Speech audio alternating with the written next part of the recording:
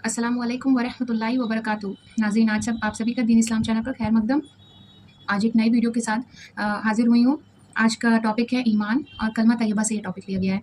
तो आज हम लोग शुरू करते हैं आज की हदीस। हज़रत इब्ने अब्बास बिन सारिया रज़ियल्लाहु तआला अन्हु से रिवायत फरमाते हैं कि रसूलुल्लाह सल्लल्लाहु अलैहि वसल्लम ने हमें एक दिन सुबह की नमाज के बाद ऐसे मुअस्सर अंदाज में नसीहत फरमाई कि आंखों से आंसू जारी हो गए और दिलों में खौफ पैदा हो गया। एक शख्स ने अर्ज़ किया, ये तो रुखसत होने वाले की नसीहत मालूम होती है। फिर आप सल्लल्लाहु अलैहि वसल्लम हमें किस चीज़ की वसीयत फरमाते हैं? आप सल्लल्लाहु अलैहि वसल्लम ने इरशाद फरमाया, मैं तुम्हें अल्लाह ताला से डरते रहने की और अमीर की बात सुनने और मानने की वसीयत करता हूँ।